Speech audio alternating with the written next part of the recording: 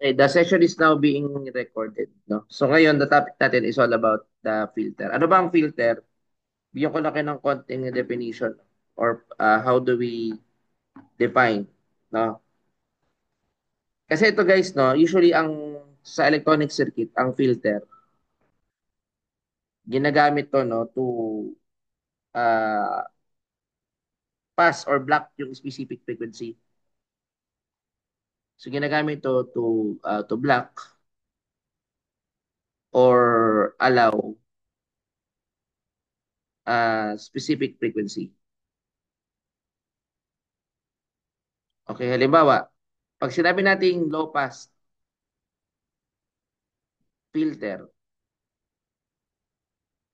or most likely tinatawag na LPF, mga low frequency yung pinapas. So inaalaw yung mga ano. Pero yung mga high frequency, that is blank. Yun yung sa low pass. No? Pag sinabi naman natin high pass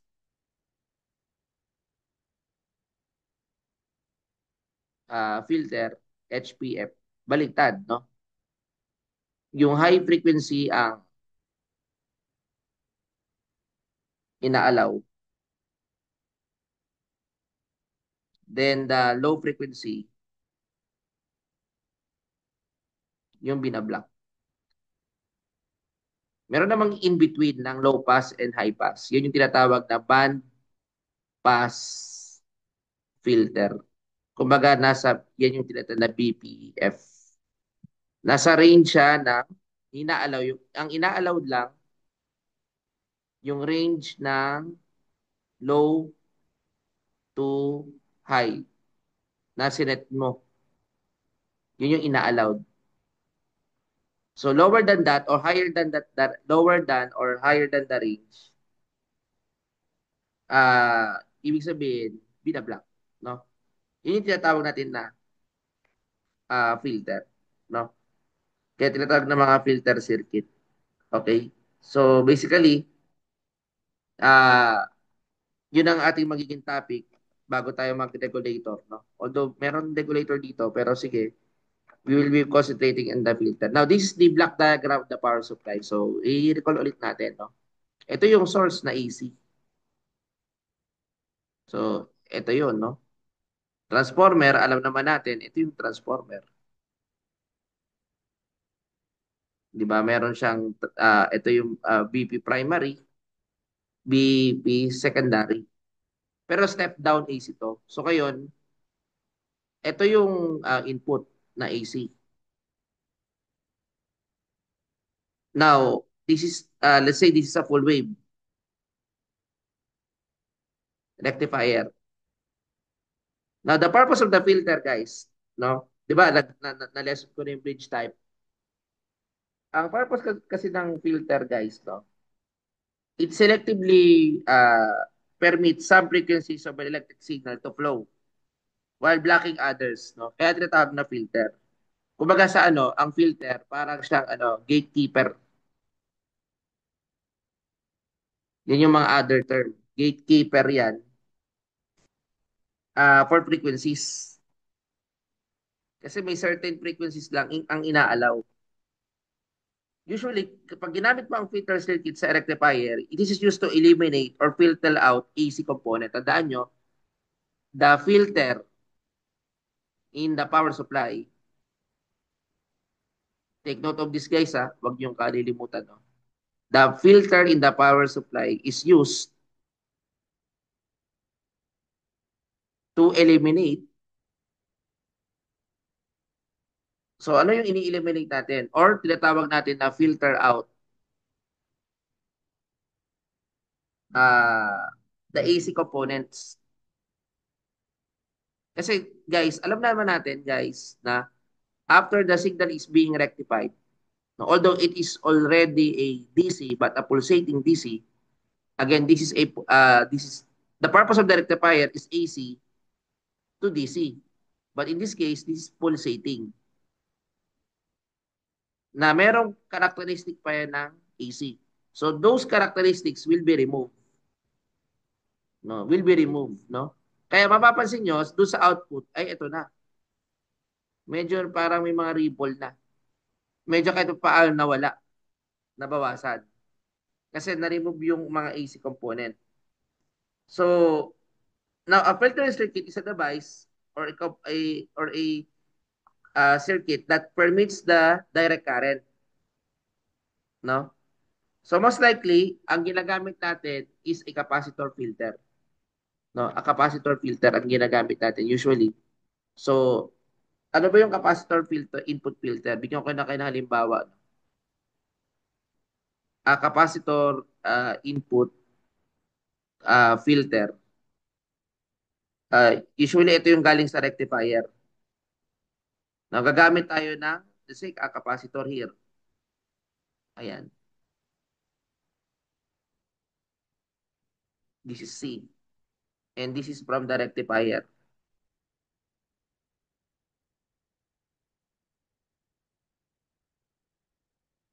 Okay. Tapos, ito yung load resistor.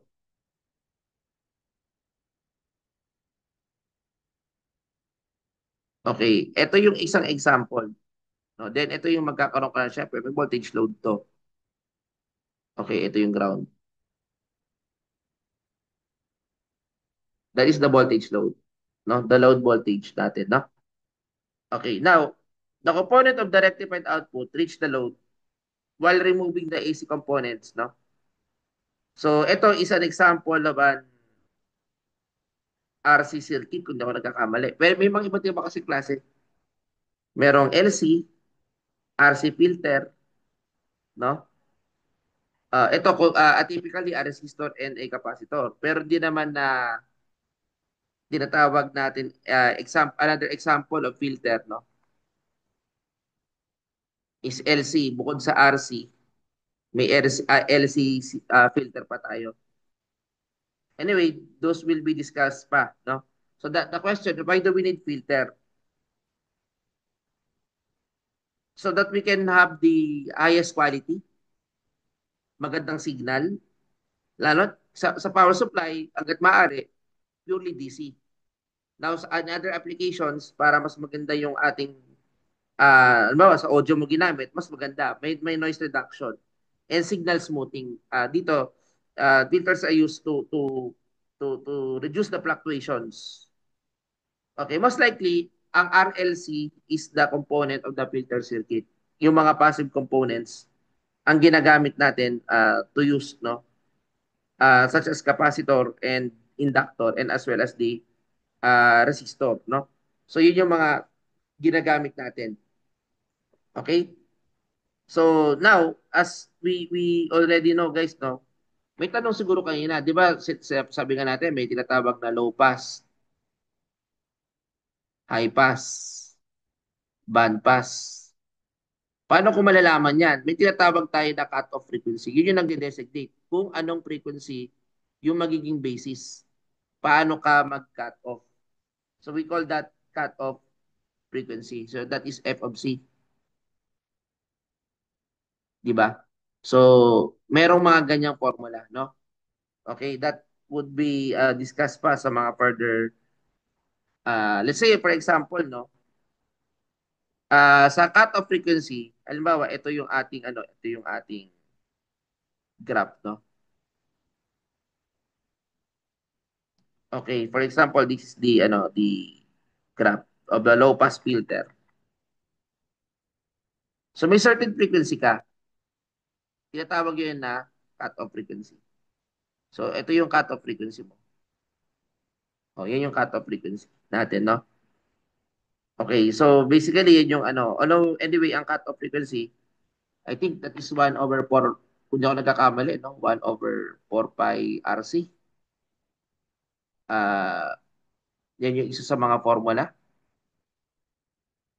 that can be used, no? Sa ating pagdetermine. Pero depende, no? Okay? So basically, yan yung ating tinatawag na uh, mga filter. Pero sa power supply kasi, marami pang klase na pwede natin gamitin. No? Okay, so to solve. Anyway, this is the filter, no? Now, In a power supply, since we are pertaining to a filter, imagine this guys, no? After the rectifier filter, this is the pulsating DC. Now, this is the filtered, no? Pero hindi pa ito na i-smoothen. So, bisa gumagamit tayo ng regulator. So, para makuha natin.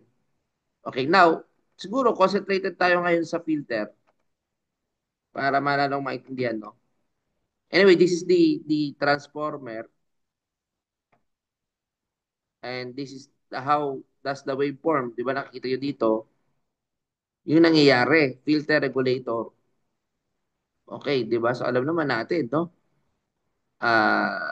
Yung waveforms at various points sa mga regulated power supply. Ito na yung na dumaan sa regulator. Ito na yung smooth DC. So ito yung usually yung after the regulator.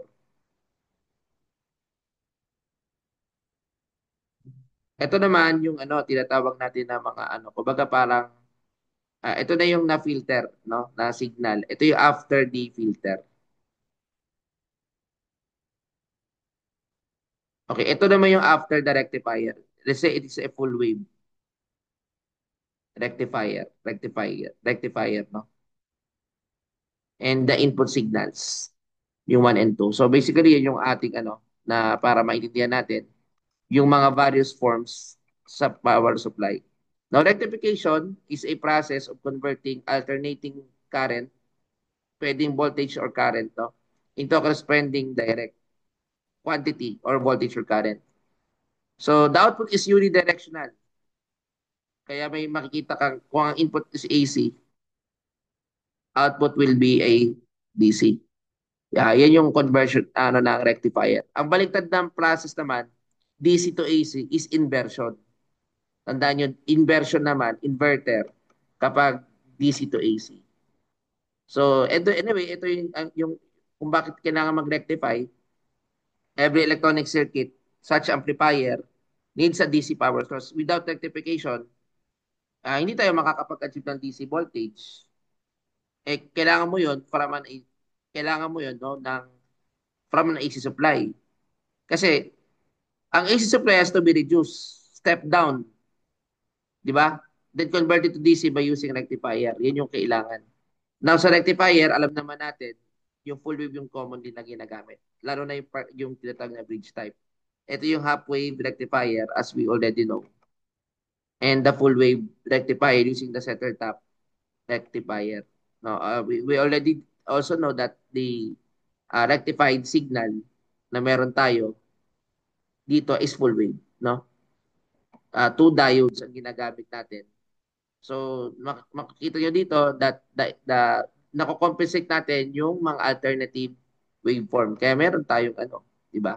And this is the bridge type rectifier as well. Na kung saan si D1, si D2 nag-on, nagko-conduct. Si D3 sa si D4 naman nagko-conduct at the reversing side, no? Okay, so basically yun yung ating ano konsepto. And this is the full wave rectifier. Now, balik tayo doon sa filter. Dito na lang sa multi-sim. Tapos mamaya mag-ano tayo ng check natin yung power supply, no? Then, discuss ko lang yung example ng filter na ginagamit. Okay.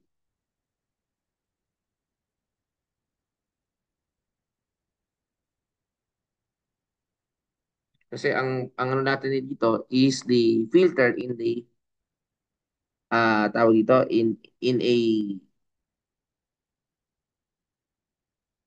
power supply, no? Yun ang ating pinaka dapat maintindihan, no?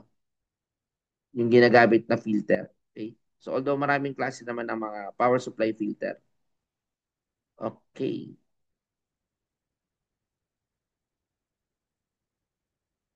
Wait lang. Yan.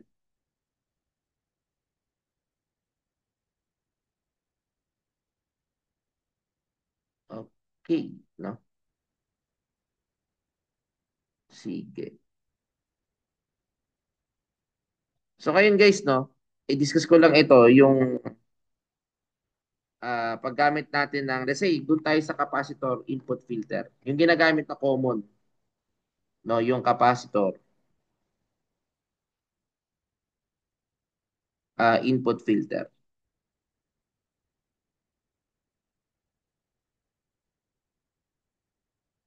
Okay, no? So ngayon, halimbawa, no, ito yung input signal.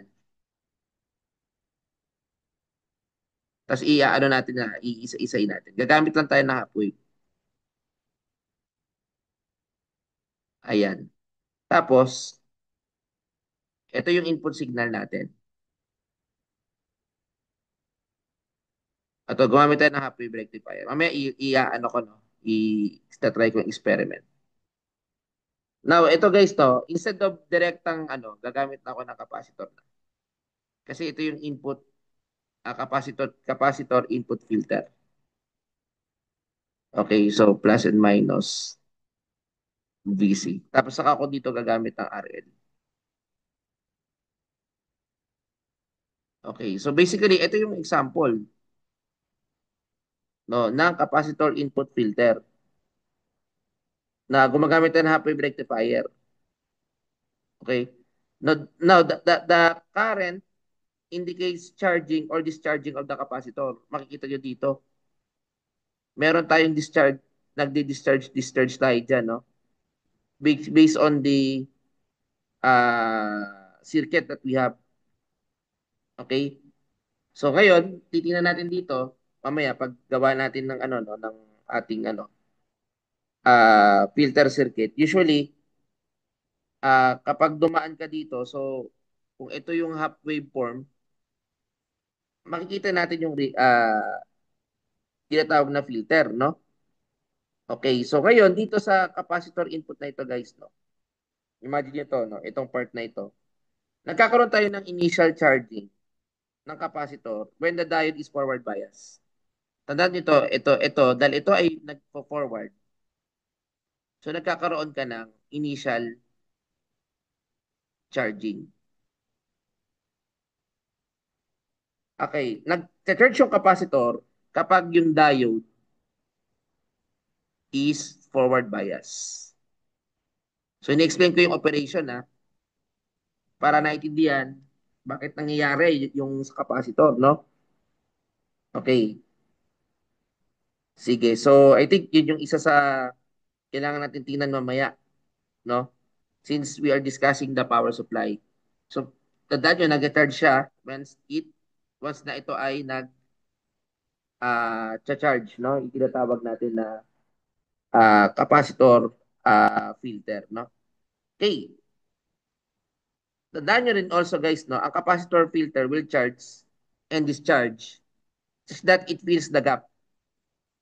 So basically, kung makikita mo ito, meron niyang initial charge ko. Parang ganito yan. Ito yung zero mo. Ito yung mag-charge siya at a certain point. Di ba? Now, kasi di ba, ito yung initial charging.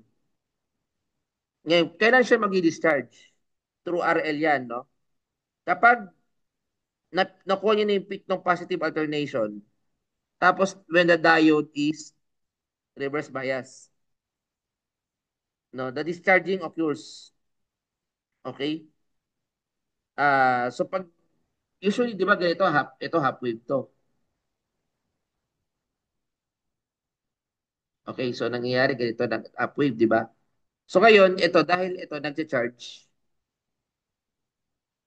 magdi-discharge yan. Tapos magcha-charge ulit, 'di ba? Kaya ito na yung lalabas din eh, 'di ba? Tapos magcha-charge ulit, discharge. So ganyan nangyayari. Kaya parang may ripple. Parang may alod. Ganun yung nangyayari dyan, guys, no? Sa capacitor input filter, no? So again, ano ko no, i-clear ko ulit, no?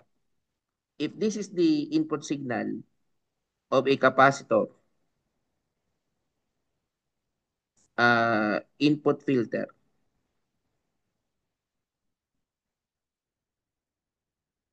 okay, this is the capacitor input filter. Then this is the supply. Then this is the diode. Okay, this is the capacitor, an electrolytic capacitor. Okay. So halimbawa, no, nagkaroon tayo ng initial charging of capacitor. Pag nagkaroon ka ng initial charging, ano dapat ang orientation ng capacitor? But it must be forward bias. Nagpo-forward bias siya at when the power is turned on. So basically, ganito lalabas diyan. So para siya nag-on. Ayan, yan yung pinaka ano, kumbaga yan yung nangyayari, no? Kumbaga ito yung zero. Okay. Then ito yung peak voltage, no? Maglagay tayo ng 0.7 na. Okay, now pagkatapos niyan, nagkakaroon ng discharge. Capacitor discharges through RL. Dahil meron tayong RL or load resistance, kailan nangyayari ano yun? After peak. So parang ang mangyayari, dahil nga ano, no, dahil kumbaga sa ano, kung ito ay half wave rectifier, lalagyan ko ng ano, no, yan. Tapos, ayan. Typically, ito yon. Pag charge niya, magdi-discharge. Tapos, ano ulit. 'Di ba? So, typically, ganun nangyayari.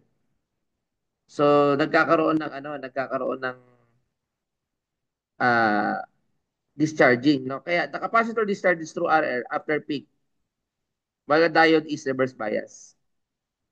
So, nag-occur yan during the position of the input voltage infected by the curve. So, yun yung nangyayari. Kaya may nakikita ka na ripple na parang ganito na. Nakaganito. So, yan yung ripple ng capacitor. Okay? So, that is through initial charging of a capacitor. No?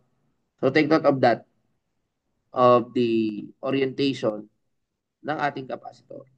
Okay? So, mamaya, magde-demo tayo. Pakita natin, no? Yung nangyayari. Pero tandaan nyo, the capacitor input will charge and discharge such as na mapil niya yung gap between each peak. So the variation ng capacitor tinatawag na ripple. Ang tawag dito is ripple voltage. Okay, ito. Ang ripple voltage,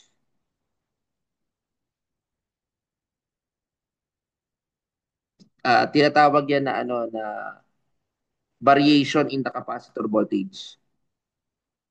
Variation, no? In the capacitor voltage. Okay, so basically ganyan, no? Yung nangyayari, no? And then we have, no, na kaya ngayon guys, no, makikita niyo yung yung pinaka ripple ang tawag diyan. Yung ito, this is the ripple. Pag dumaan ng capacitor.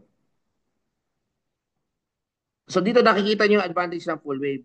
Kasi nagiging yung capacitor kasi can be more effectively reduce the ripple when the time between peak is shorter. Kaya kapag full wave, din niyo guys pag halfway ang laki. Pero kapag full wave, maliit lang ang ripple. Kasi bakit? Ito lang yung ripple eh. 'Di ba? So para mas maliit compared to the half wave na mas malaki yung gap. Okay, that is the concept, no? Kaya kung titingnan natin, yan yung pinaka dapat yung makita pagdating sa capacitor input filter, no? I hope yun ay kumbaga mas naintindihan, no?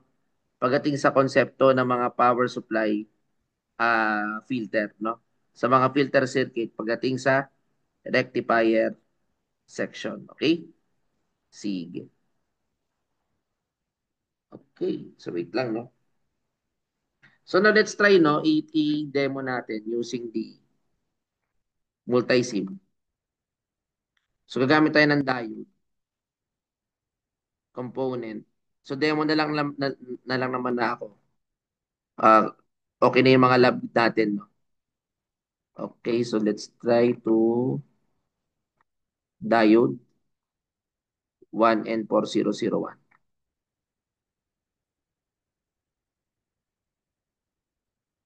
Ayan, okay. Let's say we have the resistor of 1,000 kilo ohm. Tapos i-close natin. Ngayon, maglalagay tayo ng capacitor. So, dito natin ilagay yun sa load. No? Tapos capacitor. Let's say, ano lang naman. Place, component, capacitor. Okay, 1 microfarad.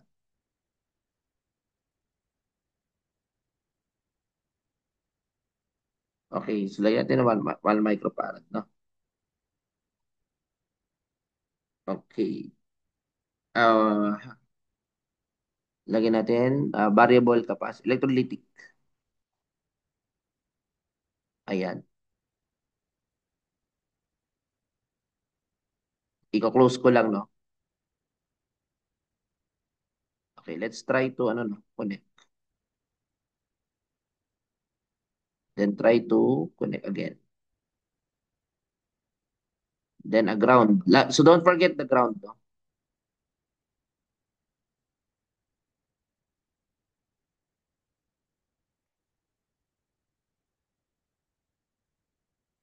Okay, so ito yung ground, no? So ito yung, okay, then we will connect it. Ngayon, maglalagay tayo dito ng, ano, ng tinatawag natin na, ano, function generator. So pwede itong i-write horizontally, no? Tapos lalagay lang natin dito. Ayan. Okay, kukuha tayo ng signal. Then, of course, para tayong naglalab ng totoo using the actual oscilloscope, ito yung gagawin natin as an simulator. Okay, ngayon ito, tingnan natin muna yung channel 1, yung input. Yung channel 2, titingnan natin yung output ng nito.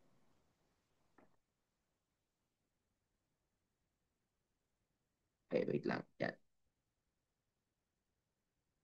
Channel 2.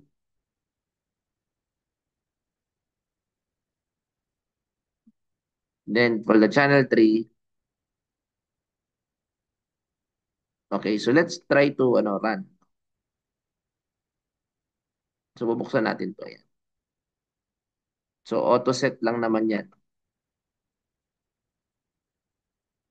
Okay, so ngayon guys, so nakikita niyo dito, no? Okay, now this is what we call the capacitor, no? Now, try to no? Try natin na i-ano na dito. Try ko to na i-flip. Ay, i-cut ko muna yan. Try ko yung sign. Pagbalik ta rin ko lang.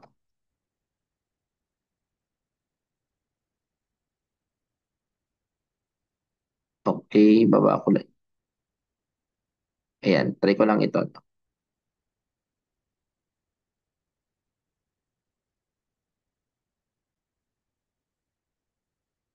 Okay. So, check ko lang itong number 2 yan. Then run. Okay, so yun. Similar din lang din naman, no? So, makita nyo dito guys, no? Dito sa ating Okay. Ito yung half wave rectifier. Ngayon, ito yung charging. Kapag nakikita mo, tapos biglang pupunta doon. Okay, yun yung tinatawag natin na ripple. No, although diyan hindi natin nakikita, pwede natin sigurong i-run stop. Ayan. Ito guys, no, tingnan niyo to, no. Ito yung nagcha-charge. Tapos ito yung ripple. So, di ba nakikita nyo guys?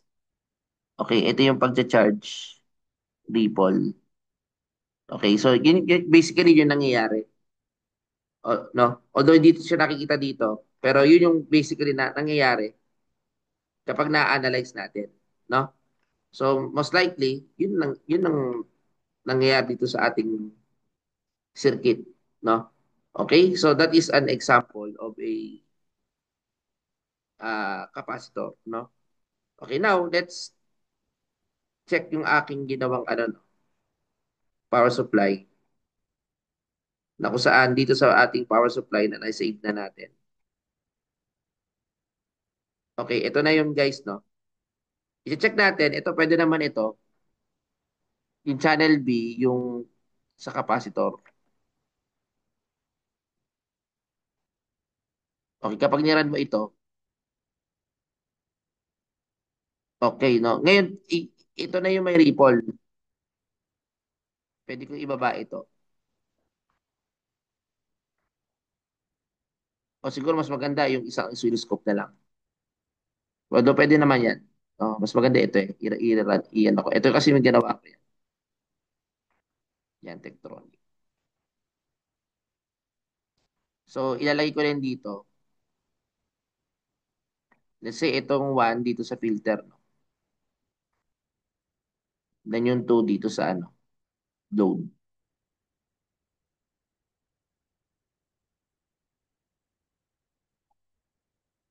Okay, tapos ground lagyan natin dito sa baba. Okay, then play. Buksan ko lang ito. Auto set. Okay, ito na yung ripple guys. Napapansin nyo, no? After the filter circuit. Okay, tapos ito na yung ripple. Kapag tinaasan ko yung una. Okay, yan yung ripple, no? Yan yung ripple. Then ito yung naman kasi ito yung na regulator. And this ripple is a full wave kasi bridge type, no? Kaya hindi masyadong ano malaki, no? So ito yung ripple. Pag sinabi nating filter, the purpose of the filter is to, 'di ba? Smoothen din, no? Yung ating circuit. So yun yung nangyayari in a power supply design configuration, no? Okay, so that's how we discussed yung ating pinaka rectifier circuit pagdating sa filter, no? Sige. So i-discuss ko lang ulit yung ano.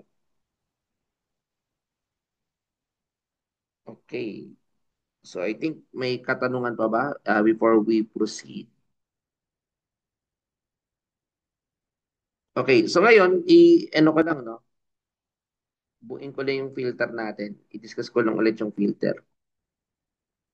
Kasi susunod yung regulator na yung may mga LM series, Zener diode. Anyway, i-recall ko lang kayo no sa mga output rectifier waveform. Yung mga dapat yung tandaan. Yung paint natin. Dito tayo sa may... Okay, dito na lang sa PowerPoint.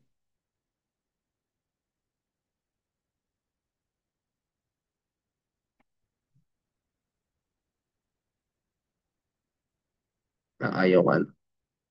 Wait lang no. Okay, so ito yung ano no. Mag-additional lang ako.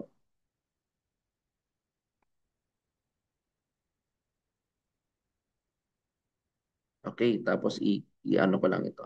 Suot lang ako, no? Okay, so dito guys, no? I-ano ko lang guys yung mga importante, no? Bago tayo magtapos, no? Sa mga discuss natin. Itong full wave na rectifier output,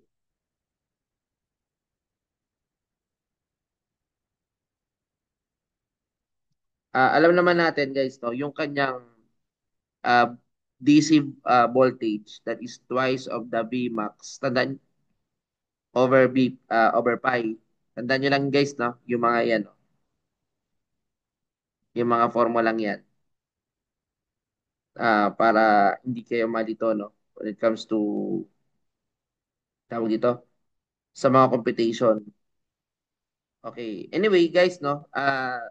Going back do sa ating topic. So, dun sa capacitor, kasi let's say ito yung ano, ito yung circuit. Ito i-draw ko na lang, no. Drawing tayo ng bridge type. Usually sa bridge type, okay, sa mga ano, sa mga interview, kapag nag-apply kayo sa mga electronic semicon, minsan tinatanong to, drawing mo yung bridge type, i-discuss. Discuss ang operation. So sa una, tandaan nyo, ang bridge type, meron kang D1, sa kasi D2. Sila yung nag-ano lang, nag-open sa una. No? Nagko-close circuit yan. Ito naman nagre-reverse. Okay, so ito yung D4. Tapos ito si ano, D2. Okay, so dapat kabisado na i-drawing ito, no? This is D2 or D3 and D2. Okay, so yan yung bridge type, no? Kinonect natin in such a way na yan yung magiging direction, no? Okay, now, ito, konektado dito. Kaya, yung palitan ng kuryente dito, kumbaga sa ano, ito naman, papunta dito, papunta doon. Di ba? So, yan yung mga palitan. Ganun dito, no? Papunta dito, yung, may papunta rin dito. So, yan yung mga direction, no? So, ito, yung kuryente niyan, pag ganun, so, pag ganun siya, no? Ito kasi magko-conduct. Okay, tapos ito naman, yung, meron ka dito mo nilalagay yung capacitor. Ito yung magi-smoothen, no? Smoothing capacitor ang tawag. Okay, so dito natin lalagay yung ano natin. Okay, okay, hindi naman connected yan, no? Yan, yung ano, so hindi ko na kailangan, ito hindi to connected, yung part na to. Okay, so ito yung filter na C. Then we have a load na resistor, no? Okay, so basically yan. Okay, yan yung pinaka-filter na ginagamit, no? So ngayon, usually, ang expected output natin dito is a full wave. Okay, so ganito yan. Di ba? Alam naman natin, obviously, full wave yan. Okay. Now, ang ripple ganito. So, ang ripple ganito kasi yung ripple, di ba sa charge, nag-charge yung capacitor, magdi-diskarga. Tapos charge, diskarga, no? Then charge, diskarga. So, ganoon nangyayari. Ito yung tinatawag na ripple. Okay, so mawawala lang yan kapag pinadaan mo sa regulator. Na yun yung magiging topic sa susunod. No? Kaya meron tayong smoothing capacitor ang tawag dyan. No? Smoothing capacitor. Okay? So that is one of the ano dapat nating tingnan, no? When it comes to the power supply. Okay? Sana yan ay clear itong part na yan. Okay, no? So sana naintindihan, no, yung ating pinaka konsepto ng ating ano. Pero ngayon tandaan nyo sa filter circuit, the ripple usually denotes the presence of some AC components. Tandaan nyo, pag sinabing ripple,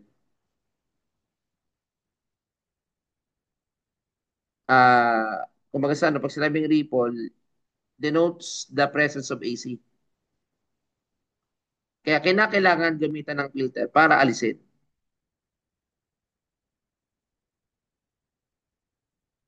ng alternating current, no? Okay. So, nire-remove ng filter natin yung mga AC component. Although the ideal kasi, yun yung straight line. So dumadaan tayo ng ano, ng regulator pa. Okay, tandaan nyo guys, pwede pang buuin ng filter ng iba pang other components such as inductor and capacitor. Tandaan nyo guys, idagdag ko lang guys, no? Ano ba yung ibang other components? Tandaan nyo, kapag nalagay ka ng inductor, ang inductor kasi, most likely, allows DC, blocks AC.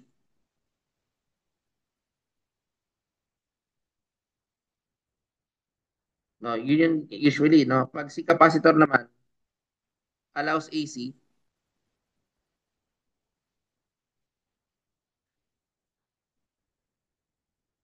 allows AC, and blocks DC. Tandaan nyo yun guys, no?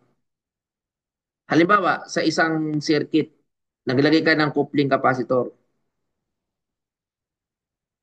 Tapos kasi ito yung input signal, di ba?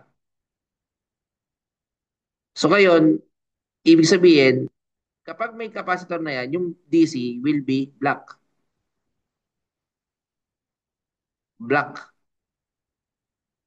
Pero yung capacitor, i-allow lang. Allow yung AC pala, allow yung AC. Sa capacitor. Tandaan nyo guys kapag nakakita ka ng capacitor sa circuit, bago mag-circuit, ibig sabihin, ang gusto mong operation, DC operation lang. No? Pero kapag inductor yung nasa entry level mo, ibig sabihin, inaalaw mo lang AC and binablock mo yung mga DC.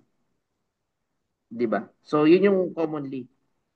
Anyway, madidiscuss pa natin yan. May mga tinatawag tayo na series inductor filter, shunt capacitor. This is an example of a shunt capacitor.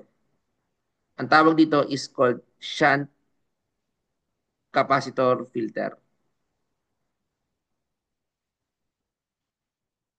So most likely, ang shunt capacitor filter allows AC through it and blocks DC. That is called, no? So, kapag connected in shunt or parallel, most likely ganun, no? Okay. So, yun.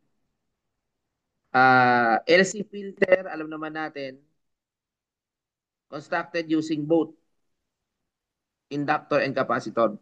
Ano ko na rin yung LC filter, no? Okay, kasi ito guys is an example of a. So ibigay ko yung mga example. Ito is a shunt capacitor. Okay, so i-clear ko lang ito. So meron tinatawag na LC filter na ginagamit din sa capacitor. So idagdag ko na lang ito. So yung LC filter, parang ganito yan. Let's say ito yung input signal mo. Ito pala yung rectified. Ito yung rectified output na magiging input ng filter mo. Okay, so usually ganito yan. Full wave, no? Okay, ngayon, dadaan ka ng LC. So, ito yung inductor na series. And this is the capacitor. Okay, so minsan may gumagamit ng ganyan.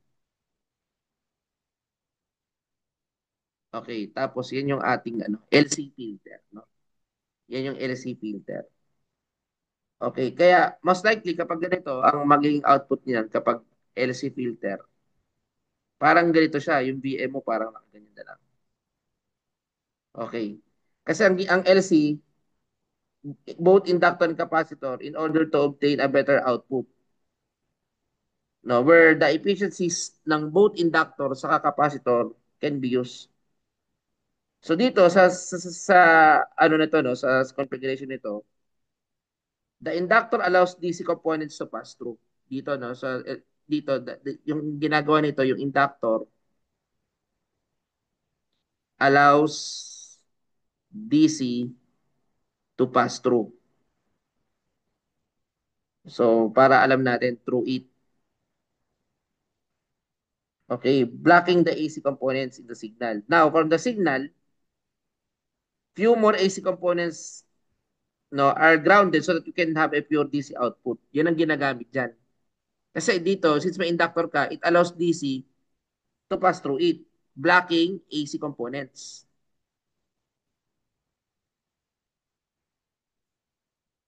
Okay, blocking AC components in the signal. Okay, now what will happen? The signal, few more are AC, meron pa rin few. If any present are grounded so that we can have a pure DC output. Kaya tinatawag to na choke input filter, yung LC filter. Tinatawag na choke input filter. No? The output no of this filter is a better one than sa tingin natin na makikita natin, no? Pero yun yung ano, most likely the filter, no? Although meron pa tinatawag na pi filter. Alam niyo ba yung pi? Okay, parang ganito siya. Pi filter. Ang itsura naman yon parang ganito. Meron kang inductor. Tapos meron ka dito, parang pi sa meron kang C1, then AC2, a capacitor. That is a pi filter. No? Kaya kung mapapansin nyo, ang output nito medyo medyo parang mas medyo nai-straighten, no? Kasi dito sa pi filter, parallel yung capacitor natin, tapos inductor in series, following another capacitor in parallel. So si capacitor C1, ang ginagawa niyan, nag-offer to ng high reactance. Offers high reactance to DC and low reactance to AC.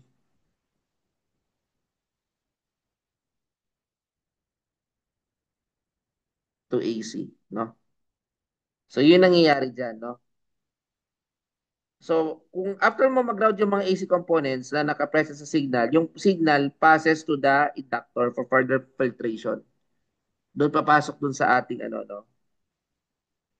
O yung yung ating C1. No? Ito yung sa C1. Okay, now papasok dito sa inductor. Si inductor naman nag-offer ng low reactance. Offer low reactance to DC. Kasi yun naman ang ng capacity ng inductor eh. While blocking the AC, di ba? Tapos ipapas niya ngayon kay another capacitor. So, napa-further smoothen ngayon ni capacitor para ma-allow naman yung any AC component, no? Which is the inductor has failed to block. So, nakikita niyo palitan. Pag umawa, ito si C1, i-allow niya yung high reactance to DC, low reactance to AC, no? So, high reactance, ibig sabihin, mataas yung kanyang parang pagtanggap. Kaya hindi agad basta-basta. Ngayon, si L naman, low reactance naman to DC. Ngayon, pagdating ng kay C2, further smoothen pa using the capacitor para ma-allow pa natin yung AC component present in the signal which the inductor has failed to block. Thus, we can get the desired pure DC output as much as possible in the load. So, yun yung most likely na ginagamit natin, the LC and the pi filter. Okay? Any question, guys? I think I can now uh, stop the recording.